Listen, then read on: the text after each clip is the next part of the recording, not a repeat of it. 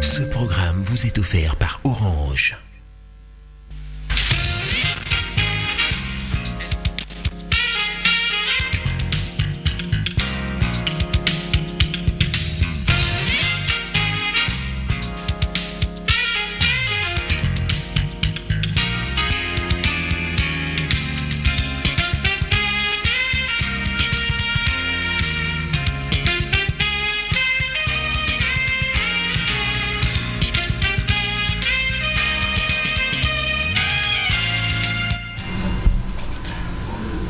Mes amis dont vous avez vu les noms et dont vous venez de découvrir un des visages, et moi-même sommes heureux, franchement, d'être là pour animer cette émission Profondeur.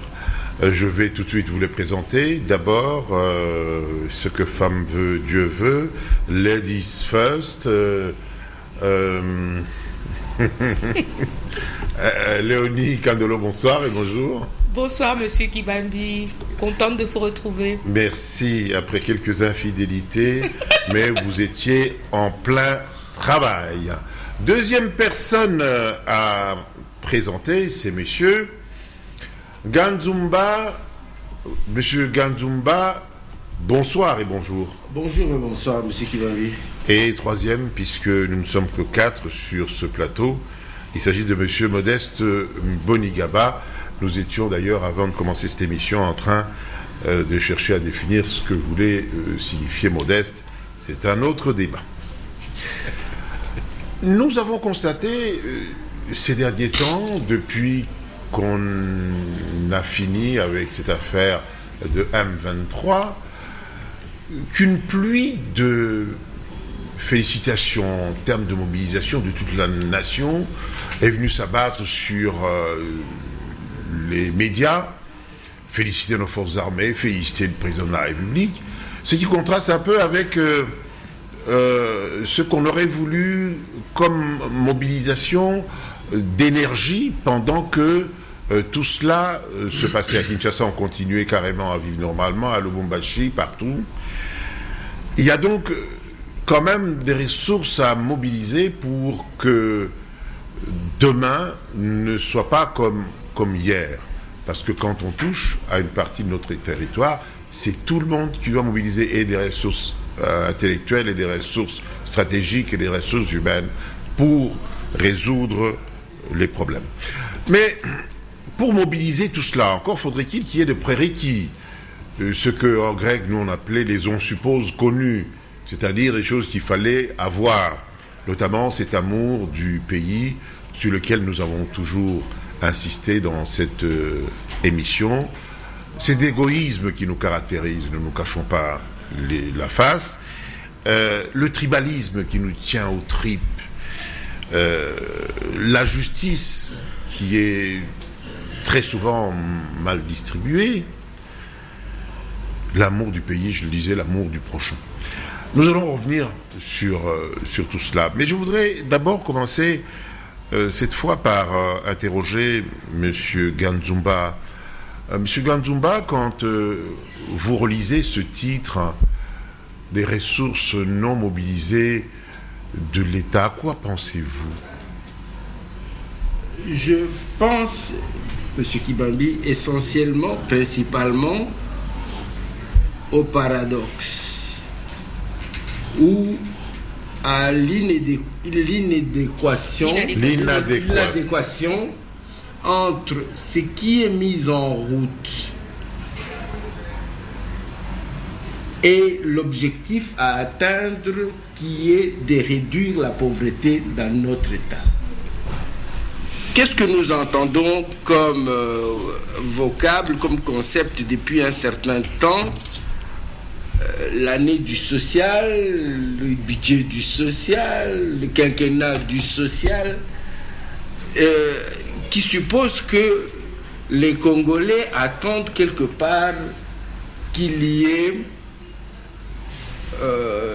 qu'ils aient beaucoup plus de ressources. Et c'est vivant dans un État qui s'appelle la RDC, la République démocratique du Congo, cela suppose que ces ressources doivent venir de l'État. Mais si les citoyens se plaignent de ne pas être mieux servis, c'est que certainement l'État n'a pas assez de moyens. Donc, s'il n'a pas assez de moyens, il faut qu'il se les donne pour satisfaire les attentes, du moins d'une manière satisfaisante pour la plus grande partie des gens qui vivent dans ce pays. Grosse tautologie. Enfin, merci. Merci. Madame Léonie. Oui, bien sûr, il y a une inadéquation, comme il le dit. Mais le problème, c'est se demander comment arriver à mobiliser ces ressources. Parce que là, il faut des capacités, il faut une administration qui soit formée, il faut de la compétence et il faut surtout beaucoup d'éthique et d'honnêteté au sein des fonctionnaires. Vous savez, les fonctionnaires, on le dit, bien que maintenant il y a la bancarisation et on s'en félicite, les salaires restent modiques. Mais tout le monde reste à son poste parce qu'il sait ce qu'il touche dans ce poste.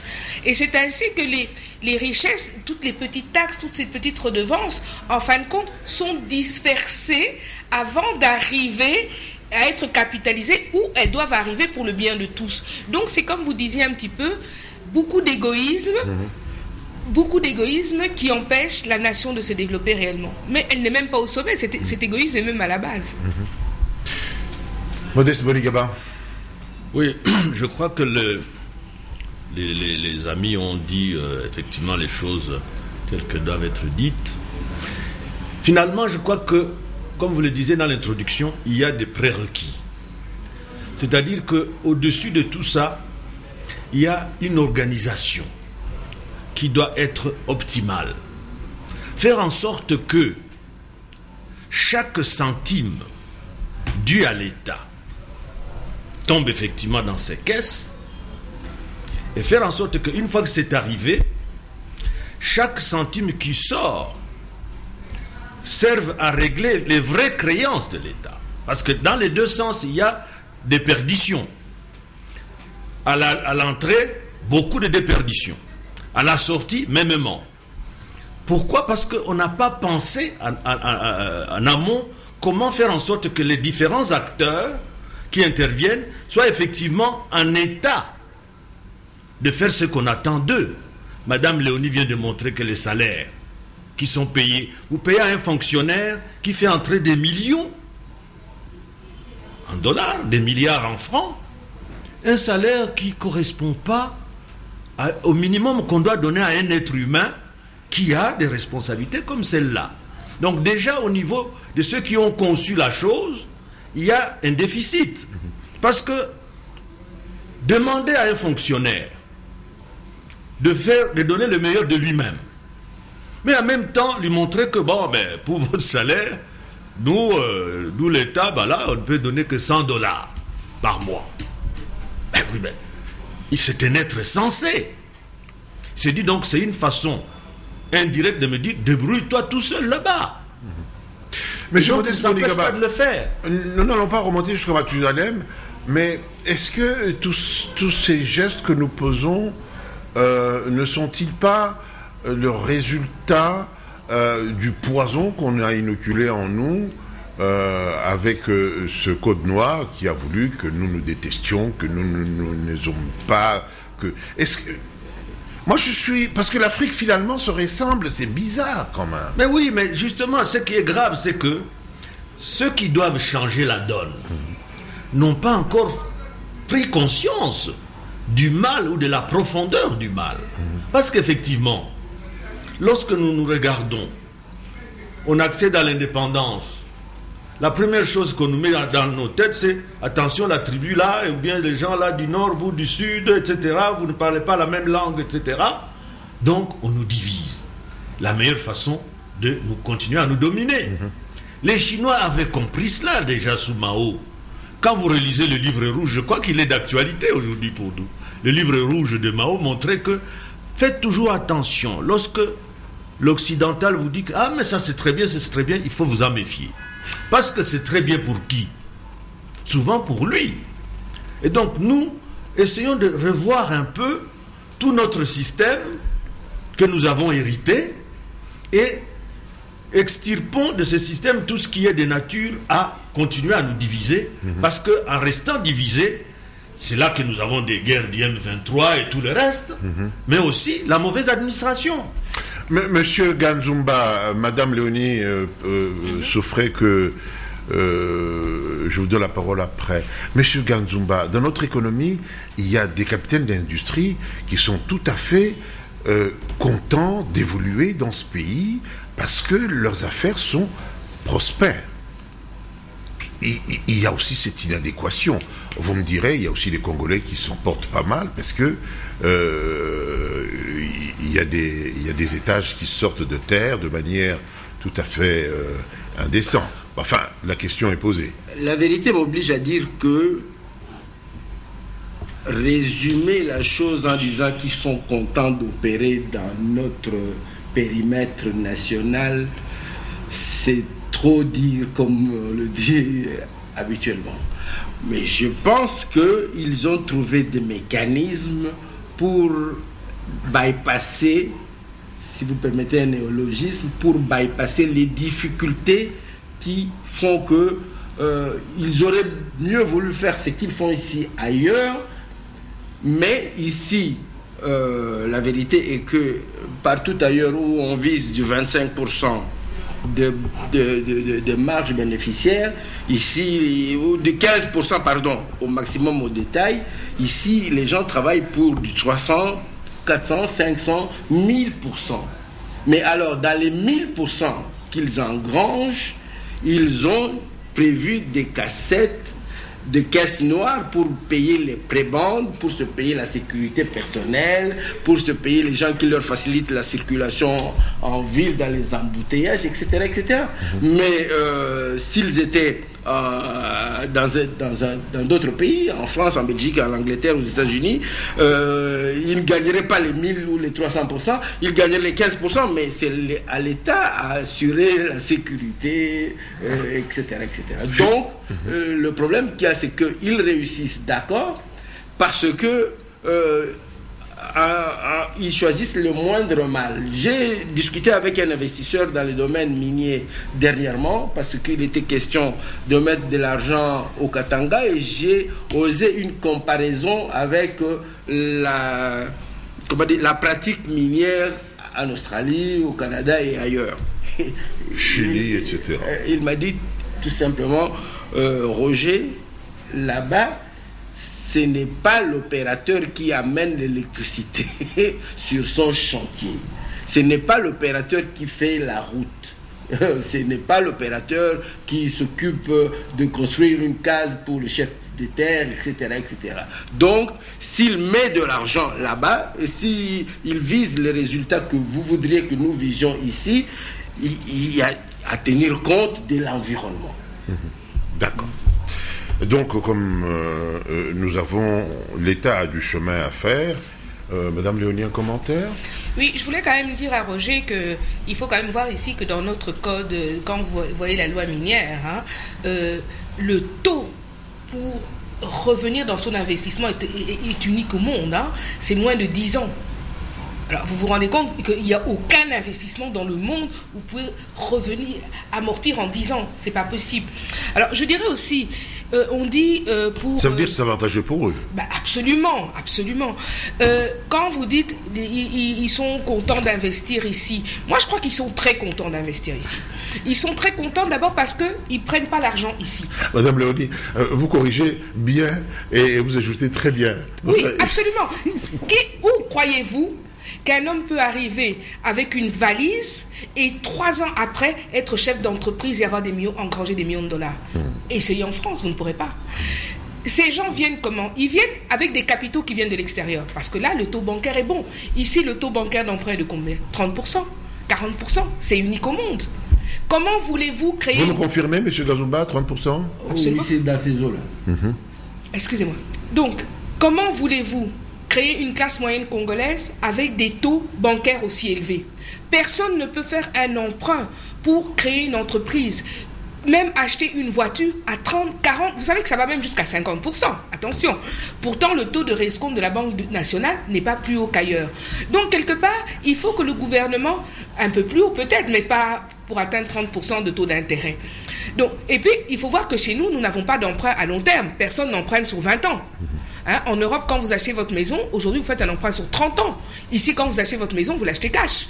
Ou vous donnez en garantie un autre titre de propriété. Donc, quelque part, c'est assez risqué.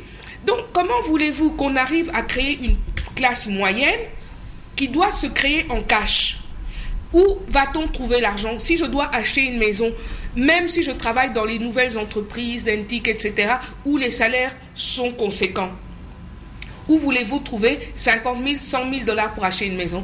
Où voulez-vous trouver 20 000 dollars pour acheter, ou 10 000 dollars pour acheter une voiture? Surtout que maintenant, on dit qu'il ne faut plus acheter des voitures trop usagées, etc.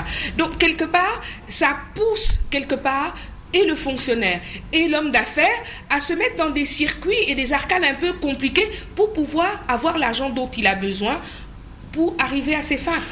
Oui, mais monsieur Modeste Bonigaba, il faudrait à l'État, le président de la République, lors de son dernier discours, dénoncer tout un tas de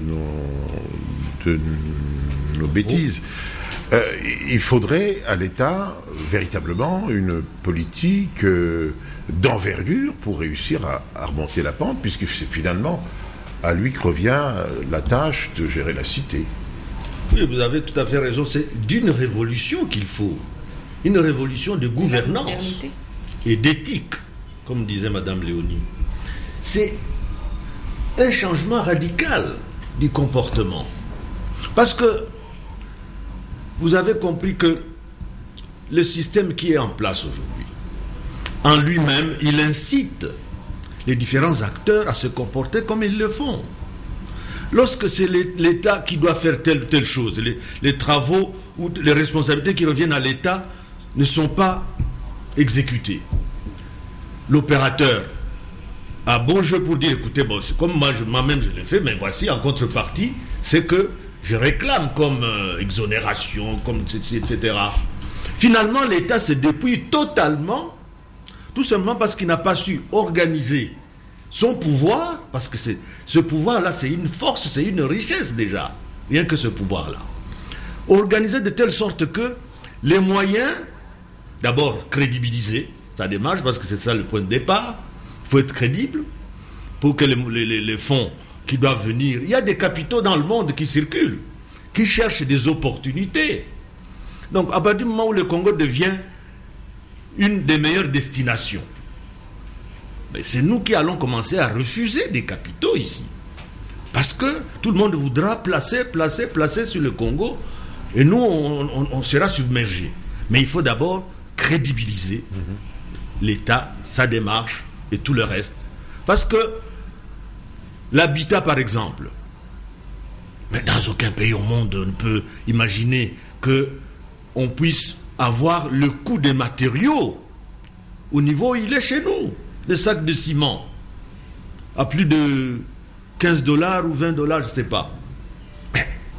Et en même temps, 18. Vous ne donnez pas 18. des facilités pour ceux qui construisent une banque de choses pour l'habitat, de manière à ce que les gens puissent étaler les charges sur une période assez longue. Rien de tout ça n'existe. D'accord. Donc à ce moment-là, vous voyez que Oui.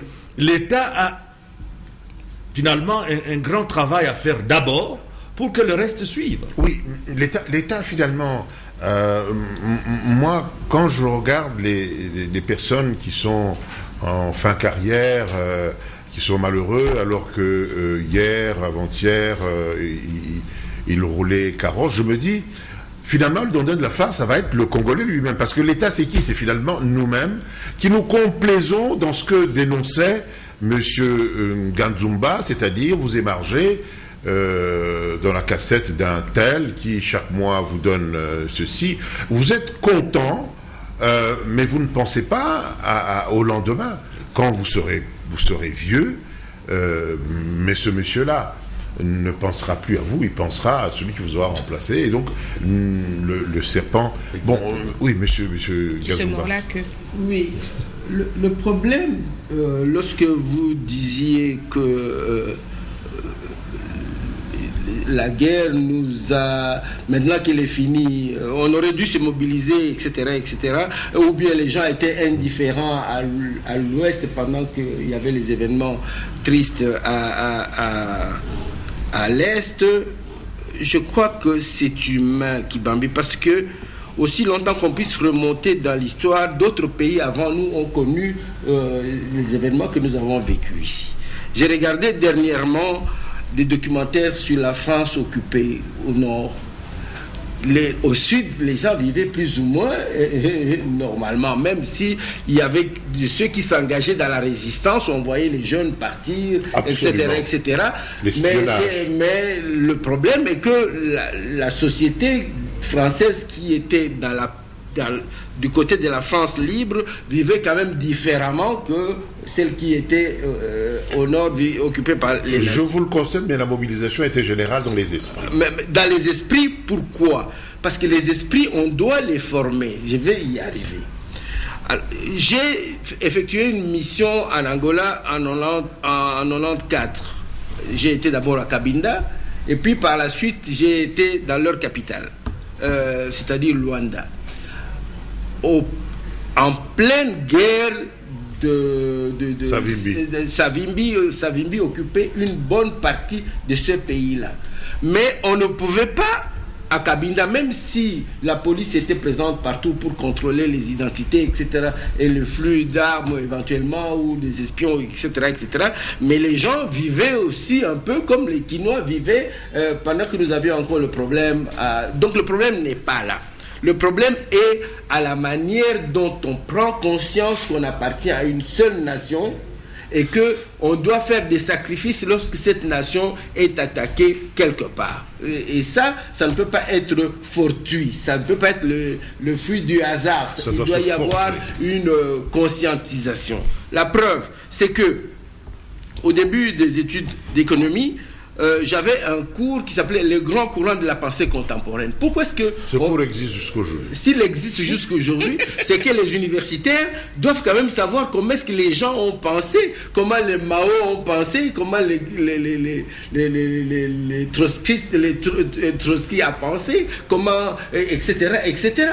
Mais est-ce que cette façon et ces sociétés-là se construisent à partir des grandes pensées? Vous prenez les Occidentaux, c'est avec les Kant, les Heidegger et tous les autres philosophes, n'est-ce pas? Mais chez nous, on se réfère à quelle forte pensée dans la construction de notre nation.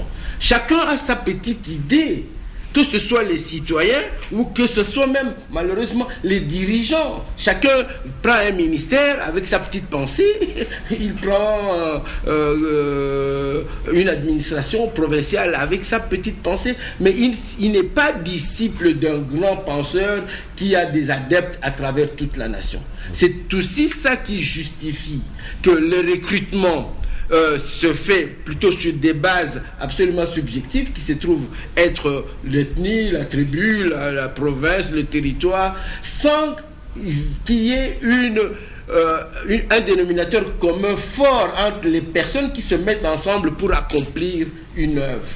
C'est d'où la disparité qu'il y a. Les gens se mettent un jour ensemble et la facilité plutôt qu'il y a à se désassembler, si vous permettez. Alors, il faut que nous concluions, nous arrivions à répondre à cette interrogation qui est notre titre, les ressources non mobilisées de l'État. Que faut-il mobiliser comme énergie, en termes de nationalisme, que faut-il mobiliser comme énergie pour que nous arrivions à mobiliser suffisamment de ressources pour faire en sorte que le Congolais soit heureux? Puisque, comme vous le disiez, vous prenez un ministère, pour vous, la fin des haricots, c'est le manger. Vous êtes complètement à côté. Vous êtes dans l'administration, le fin mot, c'est d'avoir les $30 qu'on vous donne en plus de votre salaire, corruption. Là, on est encore complètement dehors de la plaque. Madame Léonie, que faudrait-il mobiliser comme énergie de tout genre? Moi, je pense que l'énergie du Congolais est là. Parce que si le Congolais n'avait pas une énergie vitale qui nous reliait tous à la base, aujourd'hui le Congo serait balkanisé et divisé. Je crois que ça, c'est la seule chose sur laquelle tous les Congolais sont d'accord, c'est qu'ils veulent être Congolais. Ça, c'est vraiment la seule chose sur laquelle nous sommes tous d'accord. C'est vrai que je n'aimais pas beaucoup quand on disait la guerre à l'Est. Mais parce que c'était pas la guerre à l'Est, c'était la guerre au Congo. Parce que quand vous avez parlé de la France, on disait la France en guerre. On ne disait pas la France partie en guerre. Non. Alors, mais on doit bien se dire que si les forces armées ont gagné aujourd'hui, c'est l'argent de tout le Congo. C'est l'argent des mines du Katanga, c'est l'argent du pétrole de Mwanda, c'est l'argent du bois de l'Équateur. C'est tous ces impôts-là qui alimentent l'armée. Donc on doit bien se mettre d'accord qu'on a dû mobiliser des fonds dans toute la République au Congo pour qu'il y ait la victoire aujourd'hui, qui est notre victoire. Parce qu'aujourd'hui, on ne dit pas c'est la victoire de tel parti ou c'est la victoire de l'opposition ou de la majorité. C'est la victoire des Congolais qui sont réunis dans un État représenté par un chef d'État. Je crois que c'est ça. Donc, si on est dans cette logique-là, je pense qu'il faut ranimer cette flamme. Commencer à expliquer aux gens comment on a construit ce pays. Et je crois que c'est très important. Il faut que les Congolais commencent à comprendre que les mines du Katanga ont été construites avec le caoutchouc qui venait de l'Équateur.